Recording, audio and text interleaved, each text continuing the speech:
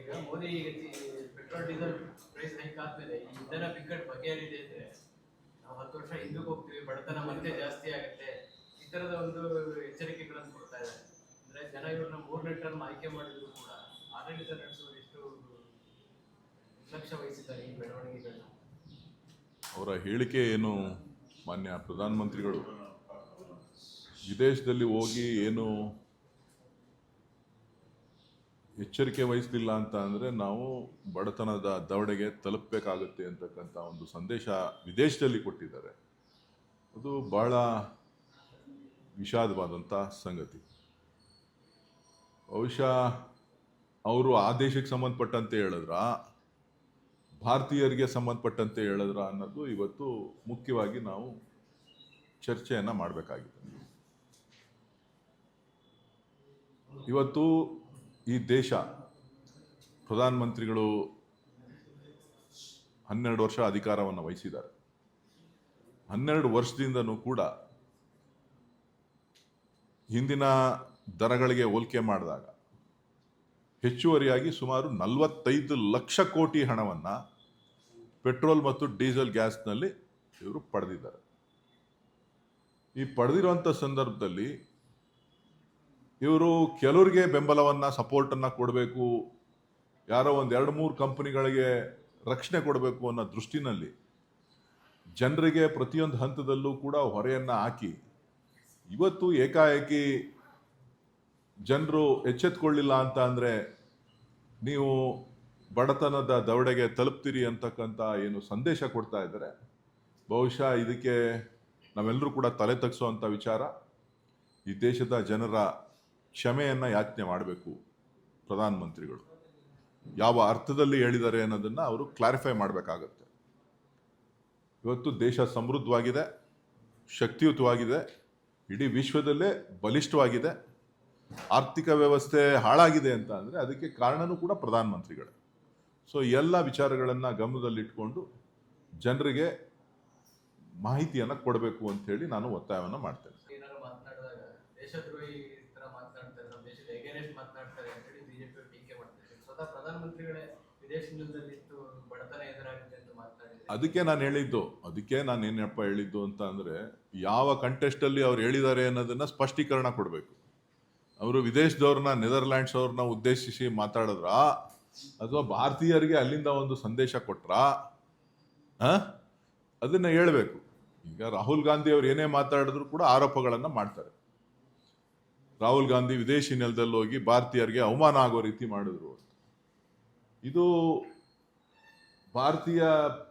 ಭಾರತೀಯರ ಪರಿಸ್ಥಿತಿಯನ್ನ, ಭಾರತ ಅಂಥ ಶೋಚನೀಯ ಪರಿಸ್ಥಿತಿಗೆ ಹೋಗಿದೆಯಾ ಅನ್ನೋದನ್ನು ಕೂಡ ಇವತ್ತು ನಾವು ಚಿಂತನೆಯನ್ನು ಮಾಡಬೇಕಾಗಿದೆ. ನನ್ನ ಪ್ರಕಾರ ಅಂಥ ಶೋಚನೀಯ ಪರಿಸ್ಥಿತಿಗೆ ನಾವ್ಯಾರೂ ಕೂಡ ಹೋಗಿಲ್ಲ. ಅವರು ಕೋವಿಡ್ ಸಂದರ್ಭದಲ್ಲಿ ಏನು ಕರೆ ಕೊಟ್ಟರು ಅದಕ್ಕೆ ಈ ರಾಷ್ಟ್ರದ ಜನ ಬೆಂಬಲವನ್ನು ವ್ಯಕ್ತಪಡಿಸಿದ್ದಾರೆ. ಸೊ ಈಗ ಏಕಾಏಕಿ ಒಂದಷ್ಟು ಕಠಿಣ ಕ್ರಮಗಳನ್ನು, ಒಂದಷ್ಟು ಶಿಸ್ತು ಪಾಲನೆಯನ್ನು ಮಾಡಬೇಕಾಗಿರ್ತಕ್ಕಂಥದ್ದು ಪ್ರತಿಯೊಬ್ಬರ ಕರ್ತವ್ಯ. ಅದಕ್ಕೆ ಮನವಿ ಮಾಡಿ ಅವರು ಯುದ್ಧ ಪ್ರಾರಂಭ ಆದ ದಿನನೇ ಯಾವತ್ತು ಸಮಸ್ಯೆ ಬಗೆಹರಿತೋ ಅವತ್ತಿಂದನೇ ಎಚ್ಚರಿಕೆಯನ್ನು ವಹಿಸಬೇಕಾಗಿತ್ತು. ಅವತ್ತಿಂದ ಎಚ್ಚರಿಕೆಯನ್ನು ವಹಿಸದೆ ಈಗ ಮಾಡ್ತಾ ಇರ್ತಕ್ಕಂಥದ್ದು ಎಲ್ಲೋ ಒಂದು ಅನುಮಾನಗಳನ್ನು ಕಾಡ್ತಾ ಇದೆ. ಅವರ ಸ್ನೇಹಿತರಿಗೆ ನಷ್ಟ ಆಗುತ್ತೆ ಅಂಥೇಳಿ, ಅವರ ಸ್ನೇಹಿತರ ಕಂಪ್ನಿಗಳಿಗೆ, ಹಿತೈಷಿ ಕಂಪ್ನಿಗಳಿಗೆ ನಷ್ಟ ಆಗುತ್ತೆ ಅಂಥೇಳಿ ಭಾರತೀಯರ ಮೇಲೆ ಹೊರೆ ಆಗ್ತಾ ಇದ್ದಾರಾ ಅನ್ನೋದು ಕೂಡ ಇವತ್ತು ರಾಷ್ಟ್ರದ ಜನ, ನಾಗರಿಕರು ಚರ್ಚೆಯನ್ನು ಮಾಡಬೇಕು. ಬಿಜೆಪಿಗರು ಶಕ್ತಿ ಆದಾಗ ದೊಡ್ಡದಾಗಿ ಮಾತನಾಡಿದ್ರು, ಈಗ 6ನೇ ಸ್ಥಾನಕ್ಕೆ ಕುಸಿದಿದ್ದಾರೆ, ಒಬ್ಬರು ಬಾಯ್ತಾರೆ. ಅಲ್ಲ ನೋಡಿ, BJP ಅವರು ಯಾವತ್ತೂ ಅಷ್ಟೇನೆ ನಿಮಗೆ ಏನು ಬೇಕಾದರೂ ತಿರುಗಿಸ್ತಾರೆ, ಏನು ಬೇಕಾದ್ರೂ ಹೇಳ್ತಾರೆ. ಸೊ ಒಟ್ಟಾರೆಯಾಗಿ BJP ಅವರು ಏನೇ ಮಾಡಿದ್ರು ಅಪಚಾರ, ಅನಾಚಾರ ಆಗೋದಿಲ್ಲ. ಕಾಂಗ್ರೆಸ್ ಅವ್ರು ಮಾಡಿದ್ರೆ ಮಾತ್ರ ಅದು ಅನಾಚಾರ ಆಗುತ್ತೆ. ಕಾಂಗ್ರೆಸ್ ಅವ್ರು ಏನೇ ಹೇಳಿಕೆ ಕೊಟ್ಟಲಿ, ಏನೇ ಮಾಡಲಿ, ಕಾಂಗ್ರೆಸ್ ನಾಯಕರು ಏನೇ ಮಾಡಿದ್ರು ಕೂಡ ಅದು ತಪ್ಪು. ಭಾರತೀಯ ಜನತಾ ಪಕ್ಷದ ನಾಯಕರುಗಳು ಏನೇ ಮಾಡಿದ್ರು ಕೂಡ ಅದು ಚಿನ್ನಕ್ಕಿನ್ನ ಪ್ಯೂರಿಟಿ ಜಾಸ್ತಿ. ಅಷ್ಟೊಂದು ಎಲ್ರನ್ನ ಕೈ ತೊಳೆದು ಈಗ ಯಾರನ್ನು ಸುಮೇಂದ್ರ ಅಧಿಕಾರಿ ಮುಖ್ಯಮಂತ್ರಿ, ಸುಮೇಂದು ಅಧಿಕಾರಿ ಮುಖ್ಯಮಂತ್ರಿಗಳು ವೆಸ್ಟ್ ಬೆಂಗಾಲ್ ಅವರು, ಅವ್ರ ಮೇಲೆ ಇವರೇ ಆರೋಪ ಮಾಡಿದ್ದವರು. ಹೋರಾಟ ಮಾಡಿದ್ದವ್ರು ಇವರೇ. ವಾಷಿಂಗ್ ಮಿಷಿನ್ಗೆ ಹಾಕಿದ್ರು ಕ್ಲೀನ್ ಆಯಿತು, ಚೇರ್ ಮೇಲೆ ಕುಣಿಸೋದು. ಸೊ ಸಮಯ ಹತ್ರ ಬರ್ತಾ ಇದೆ. ಸೊ ನಾಗರಿಕರು ಅರ್ಥ ಮಾಡ್ಕೊಳ್ತಾರೆ.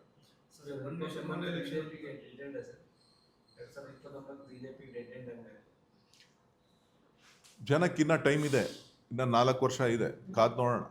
ಒನ್ ನೇಷನ್ ಒನ್ ಎಲೆಕ್ಷನ್ ಅಂತ ಜಾರಿ ಮಾಡ್ಕೊಂಡಿದ್ದಾರೆ ಸರ್. ಈಗಾಗಲೇ ಅಭಿಪ್ರಾಯ ತಗೊಂಡಿದ್ದಾರೆ ಸರ್. ಸರ್ಕಾರ ಶಿವಕುಮಾರ್ ಅವರು ತೀವ್ರವಾಗಿ ವಿರೋಧಿಸಿದ್ದಾರೆ. ಕಾಂಗ್ರೆಸ್ ಪಕ್ಷದ ನಿಲುವೇನು, ಸಾರ್ವಜನಿಕರಿಗೆ ಕ್ಲಾರಿಟಿ ಕೊಡಬೇಕು. ಒನ್ ನೇಷನ್ ಒನ್ ಎಲೆಕ್ಷನ್ ಮಾಡಬೇಕು ಅಂತ ಅಂದಾಗ ವಿವಿಧ ರಾಜ್ಯಗಳಲ್ಲಿ ವಿವಿಧ ಸಮಯಕ್ಕೆ ಚುನಾವಣೆಗಳು ನಡೀತಾ ಇದೆ. ಅದರ ಪರಿಸ್ಥಿತಿಗಳೇನು, ಯಾವ ರೀತಿ ಅವರು ಆಡಳಿತವನ್ನು ನ್ಯಾಯ ಕೊಡ್ತಾರೆ ಅನ್ನೋದನ್ನು ಸ್ಪಷ್ಟೀಕರಣ ಕೊಡಬೇಕು. ಒನ್ನೇ ನೇಷನ್ ಒನ್ ಎಲೆಕ್ಷನ್ ಅಂತಕ್ಕಂಥದ್ದು ಸುಲಭದ ಮಾತು. ಪ್ರಜಾಪ್ರಭುತ್ವದಲ್ಲಿ ಆಯ್ಕೆಯಾದಂಥ ಸರ್ಕಾರಗಳು ಏನು ಮಾಡಬೇಕು ಅನ್ನೋದನ್ನು ಅವರು ಸ್ಪಷ್ಟೀಕರಣ ಕೊಡ್ತು ಅಂತ ಅಂದರೆ ಒಂದು ಹಂತಕ್ಕೆ ಬರುತ್ತೆ. ಮುಂದಿನ ವರ್ಷ ನಡೀತಕ್ಕಂಥ ಕೆಲವು ರಾಜ್ಯಗಳ ಚುನಾವಣೆಗಳು ಅದ್ರ ಬಗ್ಗೆ ಯಾವ ದೃಷ್ಟಿಕೋನದಲ್ಲೂ ಕೂಡ ವಿಚಾರ ಆಗಿಲ್ಲ ಅಲ್ಲ, ಅದು ಲಾರ್ಜರ್ ಇಂಟ್ರೆಸ್ಟಲ್ಲಿ ಚರ್ಚೆಗಳಾಗತ್ತೆ. ಈಗ ಅವರು legislature party parliamentary party committee ಬಂದು ಕೆಲವು ಮಾಹಿತಿಯನ್ನು, ಎಲ್ಲರ ಅಭಿಪ್ರಾಯವನ್ನು ಸಂಗ್ರಹಣೆ ಮಾಡಿದ್ದಾರೆ. ಅದು ಲೋಕಸಭೆನಲ್ಲೂ ಕೂಡ ಚರ್ಚೆ ಆಗುತ್ತೆ. ಲೋಕಸಭೆ ರಾಜ್ಯಸಭೆಯಲ್ಲಿ ಏನಾಗುತ್ತೆ ಅನ್ನೋದನ್ನು ಕಾದು ನೋಡೋಣ.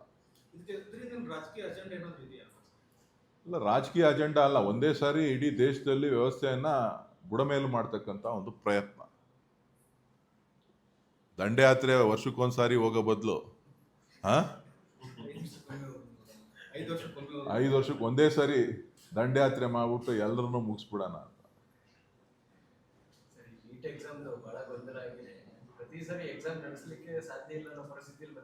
ನೀಟನ್ನ ಜಾರಿಗೆ ತಂದಂತ ಸಂದರ್ಭದಲ್ಲೇ ನಾವು ವಿರೋಧವನ್ನ ಮಾಡಿದ್ವಿ.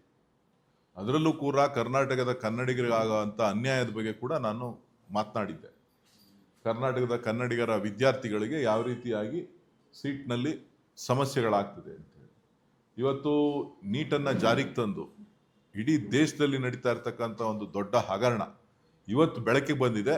ಇಷ್ಟು ವರ್ಷ ನಡೆದಿರ್ತಕ್ಕಂಥದ್ದು ಕೂಡ ಯಾವ ರೀತಿ ನಡೆದಿದೆ ಅನ್ನತಕ್ಕಂಥದ್ದು ಕೂಡ ತನಿಖೆ ಆಗಬೇಕಾಗುತ್ತೆ.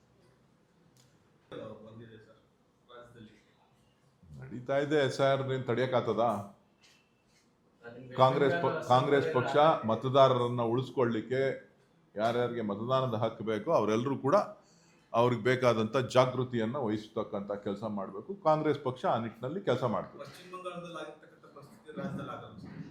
ನಾವು ನಮ್ಮ ಮತದಾರರಿಗೆ, ನಮ್ಮ ಪಕ್ಷದ ಕಾರ್ಯಕರ್ತರಿಗೆ ನಾವು ಕರೆಯನ್ನ ಕೊಡ್ತಾ ಇದ್ದೇವೆ. ಎಲ್ಲ ಕಡೆ ನಾವು ಸಭೆಗಳನ್ನ ಮಾಡ್ತಾ ಇದ್ದೇವೆ, ಮಾಹಿತಿಯನ್ನ ಕೊಡ್ತಾ ಇದ್ದೇವೆ, ಯಾವ ರೀತಿ ನಾವು ಎಚ್ಚರಿಕೆಯನ್ನು ವಹಿಸಬೇಕು ಅಂತಕ್ಕಂಥದ್ದನ್ನು ತಿಳಿಸ್ತಾ ಇದ್ದೇವೆ. ಬಹುಶಃ ಆ ಥರ ಆಗದೇ ಇದ್ದಂಥ ಪ್ರಯತ್ನ ಮಾಡ್ತೀವಿ. ಇನ್ನು ಮಿಟ್ಟಿದ್ದು ಚುನಾವಣಾ ಆಯೋಗ ಅವ್ರ ಕೈಯಲ್ಲೇ ಇದೆ, ಏನು ಮಾಡ್ತಾರೋ ಗೊತ್ತಿಲ್ಲ. ರಾಜ್ಯ ಸರ್ಕಾರಕ್ಕೆ 23 ತಾರೀಕಿಗೆ 3 ವರ್ಷ ಆಯ್ತು ಸರ್. ಸಾಕಷ್ಟು ಭರವಸೆಗಳು ಕೊಟ್ಟಿದ್ವಿ, ಇನ್ನೂ ಒಂದಷ್ಟು ಬಹುತೇಕ ಈಡೇರಿಲ್ಲ ಅನ್ನೋದು ಪಂಚ ಗ್ಯಾರಂಟಿಗಳನ್ನ.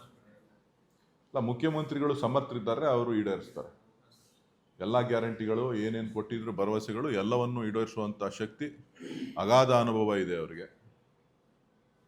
ಆರ್ಥಿಕ ಸಚಿವರಾಗಿ ಸುಮಾರು 18-17 ಬಜೆಟ್ ಮಂಡನೆ ಮಾಡಿದ್ದಾರೆ. ಮುಖ್ಯಮಂತ್ರಿಗಳಾಗಿ 8 ವರ್ಷ ಪೂರೈಸ್ತಾ ಇದ್ದಾರೆ. ವಿರೋಧ ಪಕ್ಷದಲ್ಲಿ ಕೆಲಸ ಮಾಡಿದ್ದಾರೆ. ಸೊ ಹಾಗಾಗಿ ಎಲ್ಲ ಭರವಸೆಗಳನ್ನು ಈಡೇರಿಸುವಂಥ ವಿಶ್ವಾಸ ನಮಗಿದೆ. ಒಂದು ತಿಂಗಳಲ್ಲಿ ಉಪಯೋಗ ಮಾಡ್ಬೋದು ಮುಖ್ಯಮಂತ್ರಿಗಳು ಮನಸ್ಸು ಮಾಡಿದ್ರು.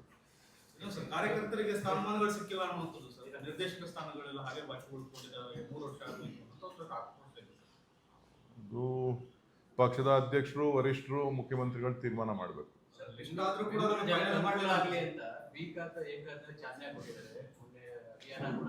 ಈ ನಡುವೆ ಕುಮಾರಸ್ವಾಮಿ ಅವರು ಬಂದು ಪ್ರೆಸ್ ಮೀಟ್ ಮಾಡಿ ಇದು ದುಡ್ಡೋಡಿಯ ಸ್ಕೀಮ್ ಅಂತ ದಾರಿ ತಪ್ಪಿಸುವಂತ ಉದ್ದೇಶ ಯೋಜನೆ ಸಕ್ಸಸ್ ಆಗಬಾರ್ದು ಅನ್ನೋ ಕಾರಣಕ್ಕೂ ನಾವು ಮಾಡ್ತೀವಿ ಅನ್ನುವಂಥದ್ದು. ನೋಡ್ರಿ, ರೆವಿನ್ಯೂ ಸೈಟ್ಗಳ ಹಾವಳಿ ಸುಮಾರು 25-30 ವರ್ಷಗಳಿಂದ ನಡ್ಕೊಂಡು ಬಂದಿದೆ. ಇಂದಿನ ಯಾವುದೇ ಸರ್ಕಾರಗಳು, ಕಾಂಗ್ರೆಸ್ ಇರ್ಬೋದು, ಬಿಜೆಪಿ ಇರ್ಬೋದು, ಜನತಾದಳ ಇರ್ಬೋದು, ಜನತಾ ಪಕ್ಷ ಇರ್ಬೋದು, ಯಾವುದೇ ಪಕ್ಷಗಳು ಅದನ್ನ ತಡಿಲಿಕ್ಕಾಗ್ಲಿ ಅಥವಾ ಅದನ್ನ ಯಾವ ರೀತಿ ಸರಿಪಡಿಸ್ಬೇಕು ಅನ್ನೋದನ್ನಾಗ್ಲಿ ಯಾವತ್ತೂ ಕೂಡ ಚಿಂತನೆಯನ್ನ ಮಾಡಿಲ್ಲ. ಅವರು ಚಿಂತನೆಯನ್ನು ಮಾಡಿತ್ತು ಅಂತ ಅಂದರೆ ಈ ಥರದ ಸಮಸ್ಯೆಗಳು ಇಷ್ಟೊಂದು ವ್ಯಾಪಕವಾಗಿ ಇದು ಹರಡ್ತಾ ಇರಲಿಲ್ಲ. ಸೊ ಇದಕ್ಕೆ ಕೊನೆ ಮಾಡಬೇಕು ಅಂತೇಳಿ ಮಾನ್ಯ ಡಿ ಕೆ ಶಿವಕುಮಾರ್ ಅವರು ಒಂದು ವಿಶೇಷವಾದಂಥ ಕಾನೂನಿನ ಚೌಕಟ್ಟಿನಲ್ಲಿ ಯಾವುದನ್ನ ಸರಿಪಡಿಸ್ಬೋದು, ಮುಂದಕ್ಕೆ ಚೌಕಟ್ಟನ್ನು ಯಾವ ರೀತಿ ವಿಸ್ತರಣೆ ಮಾಡ್ಬೋದು, ಸುಪ್ರೀಂ ಕೋರ್ಟ್ ಗೈಡ್ಲೈನ್ಗಳನ್ನು ಯಾವ ರೀತಿ ಪಾಲಿಸ್ಬೋದು, ಹಾಗಾಗಿ ಒಂದು ಯೋಜನೆಯನ್ನು ರೂಪಿಸಿದ್ದಾರೆ.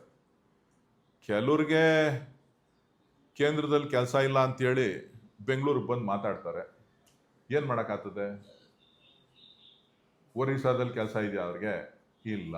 ಮಹಾರಾಷ್ಟ್ರದಲ್ಲಿ ಕೆಲಸ ಇದೆಯಾ ಅವ್ರಿಗೆ? ಇಲ್ಲ. ಅವ್ರಿಗಿರೋ ಕೊಟ್ಟಿರೋದು ಒಂದೇ ರಾಜ್ಯ ಕರ್ನಾಟಕ. ಅಲ್ಲಿ ಬಂದು ಅವ್ರು ಮಾತಾಡ್ತಾ ಇರ್ತಾರೆ. ಏನು ಮಾಡೋಕ್ಕಾಗುತ್ತೆ? ಒಬ್ಬ ಕೇಂದ್ರ ಮಂತ್ರಿ ಕೇಂದ್ರದಲ್ಲಿ ಎಲ್ಲ ರಾಜ್ಯಗಳ ಕಷ್ಟ ಸುಖನೂ ಕೇಳಬೇಕು. ಅವ್ರಿಗೇನಿದ್ರು ಅಲ್ಲಿಗೆ ಕೆಲಸ ಇಲ್ಲ, ಪ್ರಧಾನಮಂತ್ರಿಗಳ ಕೆಲಸ ಸರಿಯಾಗಿ ಕೊಟ್ಟಿಲ್ಲ ಅಂತ ಕಾಣಿಸ್ತದೆ. ಹಂಗಾಗಿ ದಿನ ಬೆಳಗ್ಗೆ ಸಾಯಂಕಾಲ ಕರ್ನಾಟಕದಲ್ಲಿ ಬಾಯಿಗೆ ಬಂದಂತೆ ಸುಳ್ಳಿನ ಮಹಾರಾಜ ಯಾರಪ್ಪ ಈ ರಾಜ್ಯದಲ್ಲಿ ರಾಷ್ಟ್ರದಲ್ಲಿ ಅಂತ ಅಂದರೆ ಸದ್ಯಕ್ಕೆ ಕುಮಾರಸ್ವಾಮಿನೇ ನಂಬರ್ 1. ಕುಮಾರಸ್ವಾಮಿ ಹೇಳ್ತಾನೆ ಇರ್ತಾರೆ, ಏನೇನು ಬೇಕೋ ಹೇಳ್ತಾ ಇರ್ತಾರೆ, ಎತ್ಕಟ್ಟಬೇಕೋ ಎತ್ಕಟ್ತಾ ಇರ್ತಾರೆ. ಬ್ರದರ್ ಇಲ್ಲ ಅಂದ್ಬಿಟ್ಟು ನಾಳೆ ಬೆಳಗ್ಗೆ ಇನ್ನು ನಿಮಗೆ ಪ್ಲೇಟ್ ಚೇಂಜ್ ಮಾಡಿಬಿಡ್ತಾರೆ. ಅಂಥ ಸುಳ್ಳು ಹೇಳೋದ್ರಲ್ಲಿ ಎಕ್ಸ್ಪರ್ಟ್ ಯಾರು ಇದ್ರೆ ಕುಮಾರಸ್ವಾಮಿ. ನಾನು ನೋಡೋಣ ಆಕ್ರೋಶ. ಬಿಡದಿ ಟೌನ್ಶಿಪ್ ಏನಿದ್ರು ಕುಮಾರಸ್ವಾಮಿ ಅವರ ಕೊಡುಗೆ. ಅವ್ರು ಮಾಡಕ್ಕೆ ಹೋಗಿದ್ದದ್ದು ಅದು. DLFಗೆ ವ್ಯಾಪಾರ ಮಾಡಿದ್ದವ್ರು ಅವರೇನೆ, ನಾವಲ್ಲ.